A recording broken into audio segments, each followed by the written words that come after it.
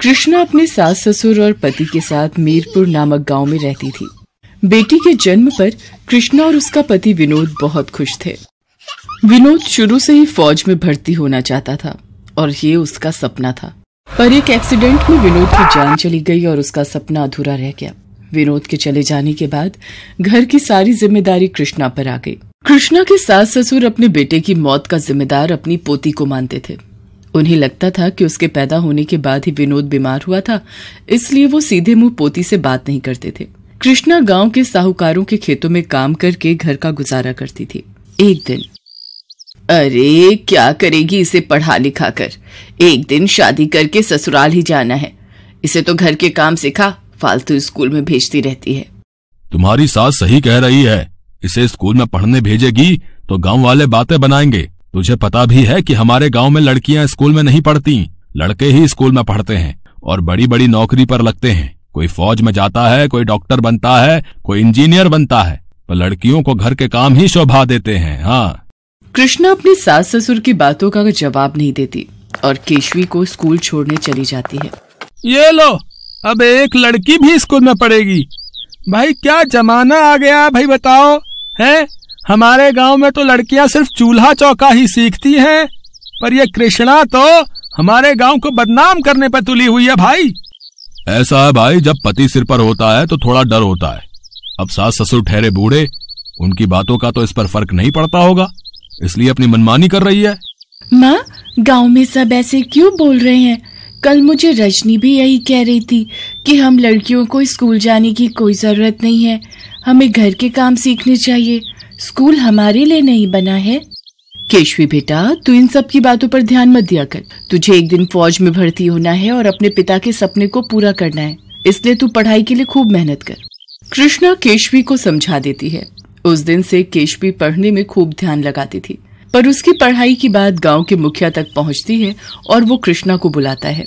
देख कृष्णा, मैंने सब सुन लिया है, तू अपनी बेटी को स्कूल में पढ़ा रही है, लेकिन तू जानती है हमारे इस गांव में लड़कियों को पढ़ने की इजाजत नहीं है। यहाँ पर सिर्फ लड़के ही पढ़ते हैं, इसलिए आज के बाद तू अपनी बेटी को स्कूल नहीं भेजेगी। नहीं चौधरी साहब, मैं अपने विचार नहीं बदलूंगी। मैंने केशवी के पिता को वचन दिया था कि बड़े होकर वो फौज में भर्ती होगी। तू मेरे आगे अपनी जुबान चलाती है। अगर तुझे अपनी बेटी को पढ़ाना है तो तू इस गांव में रहकर तो ऐसा नहीं कर सकती। हाँ, कहीं और जाकर रहना है तो रह ले, पर मैं अपने गांव में तुझे नहीं रहने दूंगा। कृष्णा घर आती है और अपना सामान बांधने लगती है। अरे तेरा दिमाग खराब हो गया है?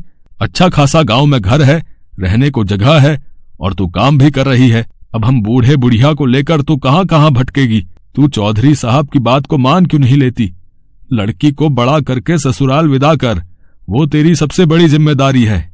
नहीं बाबूजी, मैं अपनी बच्ची को पढ़ाई नहीं छोड़ने दूंगी। हम कहीं और चलकर रह लेंगे। वैसे भी इस गांव में लड़कियों की कोई इज्जत नहीं है। कृष्णा बहुत परेशान थी कि वो अपने पति का सपना कैसे पूरा करेगी। कृष्णा के ससुर के मन में यही सवाल चल रहा था कि किस तरह से वो अपनी बहू को इस गांव से जाने के लिए रोके। तभी उनके सपने में उनका बेटा विनोद आता है। बाबूजी, कृष्णा को इस समय आपकी बहुत जरूरत है। अपनी बेटी को फौज में भर्ती होने का सपना मैंने और कृष्णा हम दोनों ने देखा था। मैं चाहता हूँ आप कृष्णा की मदद करो और मेरा सपना पूरा करो, तभी मेरी आत्मा को शांति मिलेगी। बाबूजी, मेरी बेटी फौज में जाएगी, देश की रक्षा करेगी तो मेरी आत्मा को बहुत खुशी मिलेगी। इतना कहते ही विनोद की आत्मा गायब हो जाती है और उसके पिता की आंख खुल जाती है। वो सारी बात अपनी पत्नी को बताता है और दोनों की आंखों में आंसू आ जाते हैं। अगर हमारे बेटे की आत्मा को ऐसा करके शांति मिलती है तो हम अपनी बहू और पोती का साथ जरूर देंगे।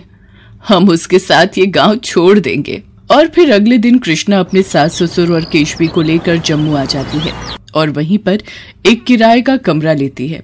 कृष्णा वहां एक कपड़ों की दुकान पर नौकरी करने लगती है और केशवी को स्कूल में डाल देती है। धीरे धीरे समय बीतता है और केशवी बड़ी हो जाती है। वो अपनी ट्रेनिंग पूरी करती है और फौज में भर्ती हो जाती है। अपनी फौजी बेटी को अपने सामने देखकर कृष्णा बहुत खुश थी।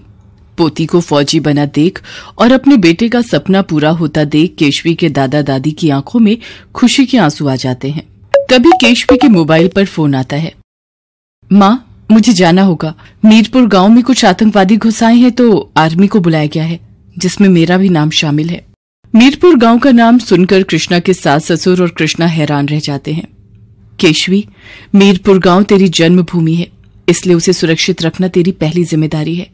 मेरी बच्ची, तू तो इस देश की बेटी है और तेरे साथ अब मेरा और धरती माँ दोनों का आशीर्वाद है। जीत कर लौटना। आतंकवादी गांव में घुस आए थे और उन्होंने वहां के मुखिया को पकड़ रखा था। केशवी आर्मी फोर्स के साथ मिलकर आतंकवादियों को पकड़ लेती है। गांव के मुखिया को जब पता चलता है कि केशवी उन्हीं के गांव की बेटी है तो वो अपने किए पर बहुत शर्मिंदा होते हैं। मुझे माफ कर दो बेटी, मैंने तुम्हारे परिवार को इस गांव से जाने के लिए बोल दिया था, पर आज तुम्हारी वजह से ही मीरपुर गांव के लोग सुरक्षित हैं। मुखिया जी, माँ ने मुझे यही कहकर भेजा था कि मीरपुर मेरी जन्मभूमि है और इसकी रक्षा करना मेरा कर्तव्य है, इसलिए मैंने अपना फर्ज निभाया। वीरपुर गांव का मुखिया और सारे गांव वाले मिलकर केशवी को सम्मानित करते हैं। उस दिन के बाद एक फौजी माँ की बेटी देश की सेवा में लग जाती है और मीरपुर गांव के लोगों की सोच भी बदल जाती है। ये कहानी है विशेक की। विशेक इंडियन आर्मी में है। 6 महीने पहले ही विशेक की नौकरी आर्मी में लगी है। उसके माता पिता गांव में ही रहते हैं। विशेक हर दिन अपनी माँ बाबूजी को फोन करता और उनसे उनका हाल समाचार लेता। उसके माँ बाबूजी भी उसके फोन का इंतजार करते। उससे बात हो जाती तभी वो लोग कोई दूसरा काम करते। फोन की घंटी बज रही है। विशेक के बाबूजी फोन उठाते हैं। बाबूजी प्रणाम। खुश रहो बेटा। बाबूजी मेरी सैलरी आ गई है, पैसे भेज दिए हैं, आप बैंक जाकर निकलवा लीजिएगा, ठीक है? और जल्द से जल्द घर के छप्पर की मरम्मत करवा लीजिएगा और अपना ध्यान रखिएगा। ठीक है बेटा, तुम भी अपना ध्यान रखना। ये कहकर बाबूजी ने फोन रख दिया। विशेक अपनी बैरक में जा ही रहा था कि बारिश होने लगी। बारिश को देखते ही उसे बचपन की कई बातें याद आने लगी। वो बहुत ही गरीब परिवार से आता था। उसके माता और पिता दोनों किसी दूसरे के खेत पर काम किया करते थे। घर का गुजारा बहुत ही मुश्किल से चलता था। विशेक गांव के ही सरकारी स्कूल में पढ़ता था। वो पढ़ने में बहुत अच्छा था। उसकी एक आदत थी कि वो हर रात सोने के पहले अपनी माँ से कोई न कोई कहानी जरूर सुनता था। एक रात उसकी माँ उसे महाभारत के अर्जुन की कहानी सुना रही थी। माँ, अर्जुन ने ही क्यों मछली की आंख पर निशाना लगाया, बाकियों ने क्यों नहीं? बेटा, क्योंकि उसका लक्ष्य सिर्फ एक ही था, इसलिए उसका ध्यान इधर उधर नहीं भटका। विशेक ने उस दिन अपनी माँ की बात गांठ बांध कर रख ली और उसने बचपन में ही तय कर लिया कि उसे भविष्य में क्या करना है। वो अपने देश से बहुत प्रेम करता था, इसलिए वो चाहता था कि वो आर्मी में जाए। इसके लिए उसने 10 साल की उम्र से ही तैयारी शुरू कर दी थी। विशेक एक मैदान के चारों ओर दौड़ते हुए चक्कर लगा रहा है। 4 चक्कर हो गए, 1 चक्कर और पूरा कर लूं, तब घर जाऊंगा। विशेक हर दिन शाम और सवेरे मैदान के 5 चक्कर लगाया करता था। उस दिन भी उसने चक्कर पूरे किए और घर की ओर निकल पड़ा, लेकिन रास्ते में ही बारिश शुरू हो गई। रात ज्यादा हो रही थी, इसलिए वो भीगते भीगते ही घर पहुंचा। जैसे ही वो अपने खपरैल घर में पहुंचा तो देखा कि बारिश के कारण उसके घर की छत से पानी टपक रहा था। वहाँ उसकी माँ ने एक मटका लगा रखा था। ये सब देखकर उसे अपनी किताबों की फिक्र हो रही थी। तू आ गया बेटा? माँ, मेरी किताबें? तेरी सारी किताबें मैंने पॉलीथीन में बंद करके रख दी हैं, वो नहीं भीगेंगी। तू जल्दी से हाथ मुंह धो ले, मैं तेरे और तेरे बाबूजी के लिए खाना लगा देती हूँ। अब कितना हाथ मुंह धोऊंगा माँ, पानी में पूरी तरह से भीग कर तो आ रहा हूँ। विशेक की बात सुनकर उसकी माँ मुस्कुरा दी। धीरे धीरे समय बीतता गया। विशेक की पढ़ाई और आर्मी में जाने की तैयारी साथ साथ चलती रही और पढ़ाई खत्म होते ही उसने जो लक्ष्य तय कर रखा था उसे जल्दी ही हासिल हो गया। उसे आज भी वो दिन याद है जब... अरे डाकिया बाबू, अब चिट्ठी में क्या लिखा है जो इतनी देर से पढ़े जा रहे हो? वो तो बाद में बताऊंगा, पहले मुंह तो मीठा करवाओ। डाकिया बाबू, सच कहूं तो घर में कुछ भी मीठा नहीं है, किसी और दिन आप खा लीजिएगा। पहले बताइए तो इस सरकारी चिट्ठी में क्या लिखा है? अरे चाचा, विवेक की नौकरी लग गई है, नौकरी। हाँ, इंडियन आर्मी में। डाकिया ये बात बता ही रहा था कि विशेक भी वहाँ आ गया। उसके माता और पिता ने तुरंत उसे गले लगा लिया और ये खुशखबरी दी। कुछ दिन बाद विशेक के जाने का दिन आ गया। उसे याद है कि उसकी अम्मा और बाबूजी उस दिन कितना रोए थे।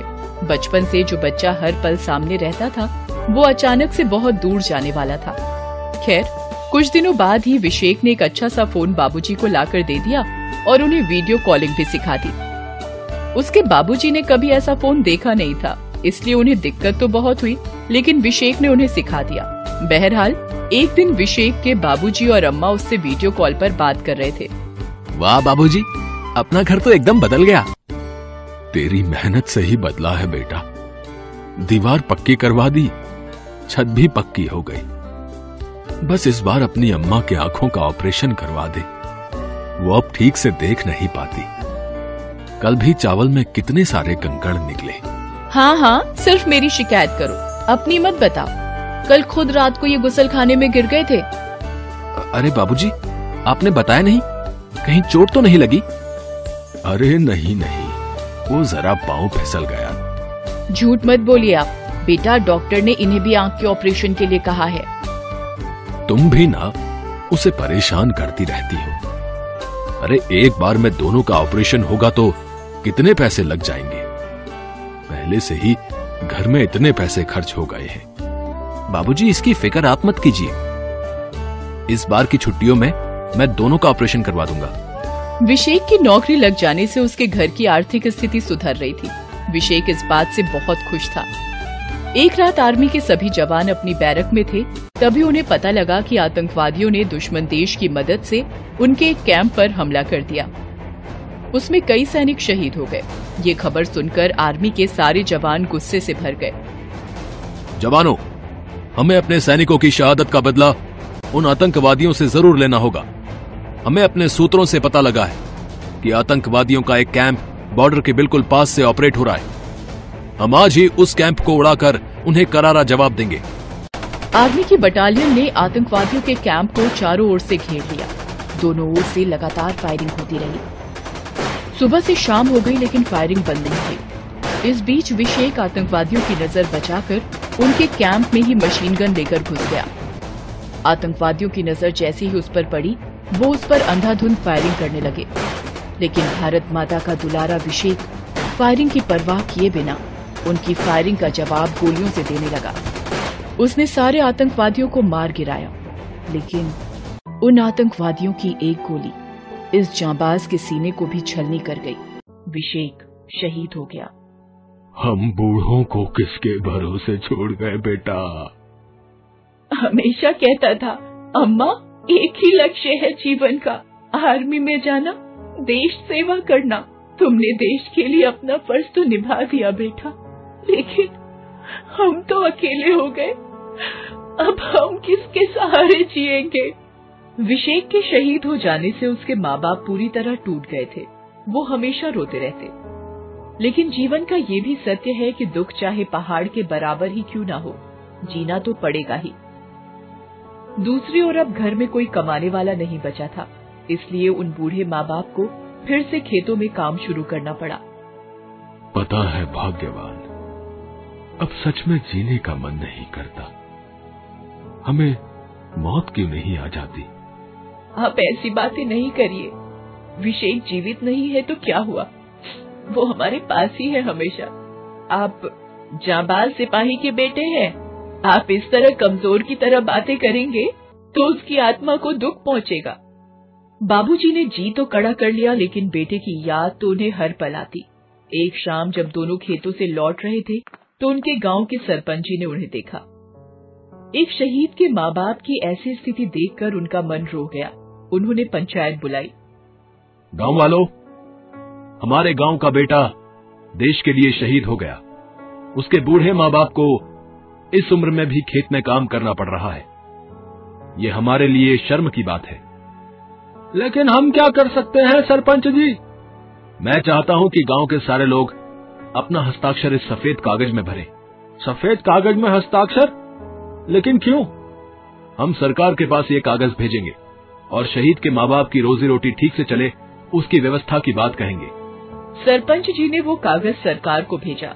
सरकार ने जल्दी ही एक पेट्रोल पंप का आवंटन विशेक के परिवार वालों के लिए कर दिया। उस पेट्रोल पंप का नाम शहीद विशेक के नाम पर रखा गया। आज गांव में वो पेट्रोल पंप विशेक के माता पिता चला रहे हैं। उनके पेट्रोल पंप पर किसी भी शहीद सैनिक के परिवार से कोई भी पैसा नहीं लिया जाता है। Thanks for watching.